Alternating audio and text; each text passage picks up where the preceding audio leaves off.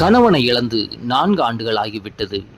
ஆனால் மல்லிகாவின் வாழ்க்கையில் ஒரு நாள் கூட முழுமையான நிம்மதி இல்லை. 38 வயதான அவள் ஊரின் ஓரத்தில் இருக்கும் சிறிய வீட்டில் தனியாக வாழ்ந்தாள். கணவன் இறந்த பிறகு உறவினர்கள் சில நாட்கள் மட்டுமே ஆறுதல் கூறினர். அதன் பிறகு அவளுடைய தனிமையும் கண்ணீரையும் யாரும் கவனிக்கவில்லை. பகலில் வேலை, இரவில் வெறுமை, அதுதான் அவளுடைய வாழ்க்கை. அதே ஊரில் குமார் என்ற மெக்கானிக் இருந்தான். 35 வயது, சொந்தமாக ஒரு சிறிய இருசக்கர வாகன பழுது பார்க்கும் கடை நடத்தி வந்தான். எல்லாரிடமும் மரியாதையாக பழகும் குணம் கொண்டவன்.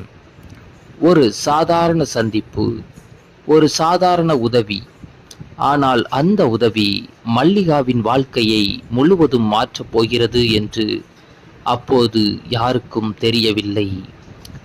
தனிமையில் வாழ்ந்த விதவை பெண்ணின் இதயத்தில் மீண்டும் காதல் மலருமா? அன்று மாலை மழை பெய்து கொண்டிருந்தது. மல்லிகா வேலை முடிந்து வீட்டிற்கு திரும்பிக் கொண்டிருந்தாள். அவள் ஓட்டி வந்த ஸ்கூட்டி திடீரென்று நடுவழியில் நின்றுவிட்டது. சுற்றிலும் யாரும் இல்லை. மழை அதிகரித்து கொண்டே இருந்தது. என்ன செய்வது என்று தெரியாமல் அவள் வண்டியை தள்ளி கொண்டு நடந்தாள். சில நிமிடங்களில் சாலையோரத்தில் இருந்த மெக்கானிக் கடை ஒன்று அவள் கண்களில் பட்டது. அதுதான் குமாரின் கடை. அண்ணா, வண்டி திடீர்னு நின்றுடுச்சு என்று தயக்கத்துடன் சொன்னாள். குமார் வண்டியை பார்த்தான். பயப்படாதீங்கம்மா, சின்ன பிரச்சனை தான் என்றான். அவனுடைய குரலில் இருந்த அமைதி மல்லிகாவுக்கு நம்பிக்கையை கொடுத்தது. சில நிமிடங்களில் வண்டி சரியாகிவிட்டது.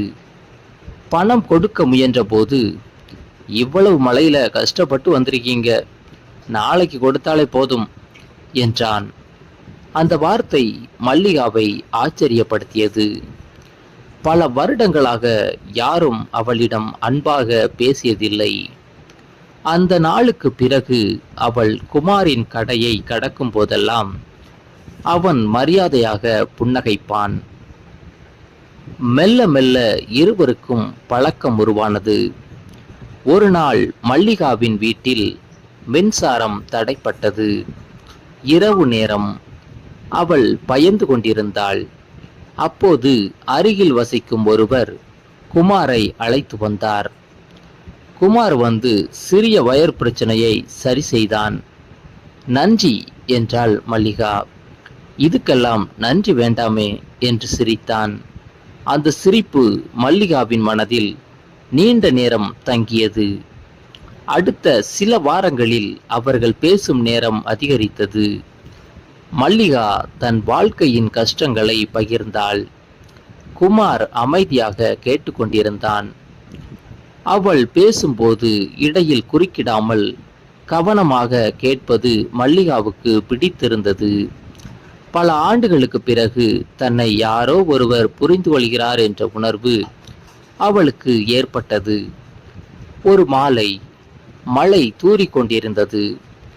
கடையை மூடிக்கொண்டிருந்த குமார் மல்லிகா தனியாக நடந்து செல்வதை பார்த்தான்.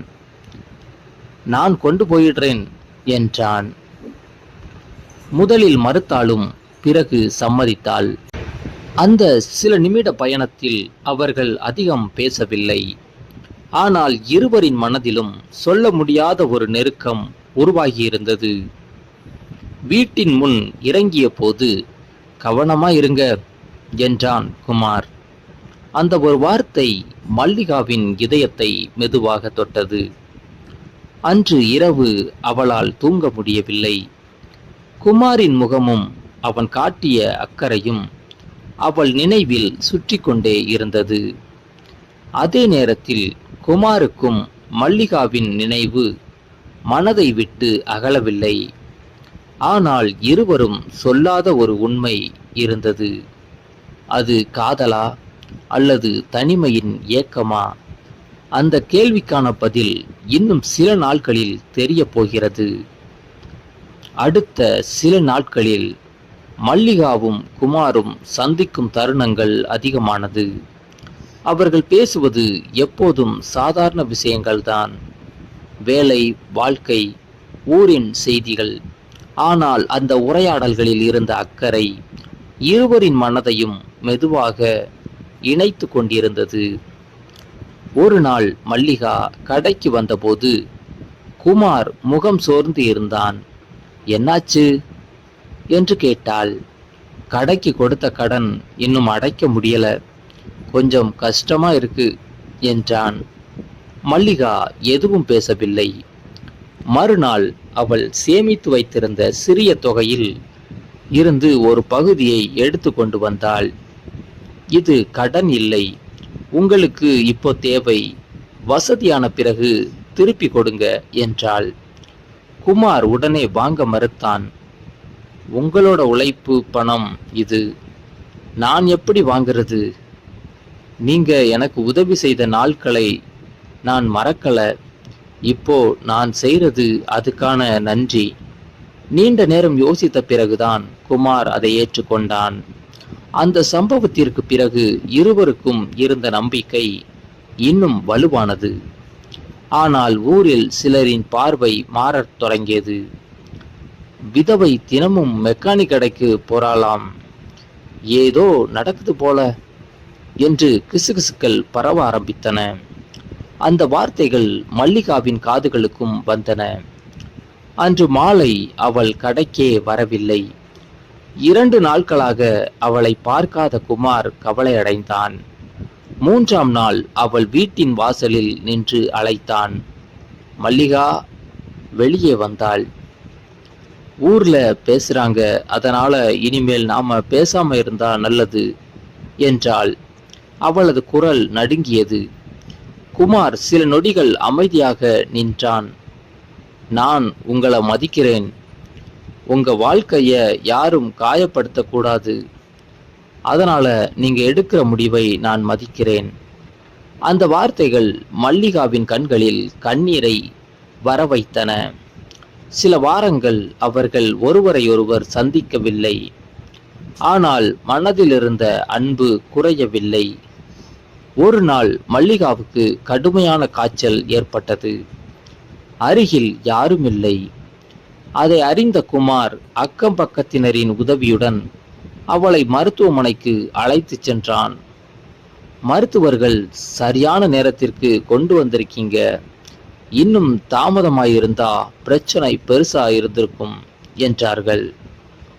மல்லிகா குணமடைந்து வீட்டிற்கு வந்தபோது குமாரை பார்த்து மெதுவாக சொன்னாள், என் வாழ்க்கையில யாராவது உண்மையா அக்கறை காட்டுறாங்கன்னு நான் நினைக்கவே இல்லை.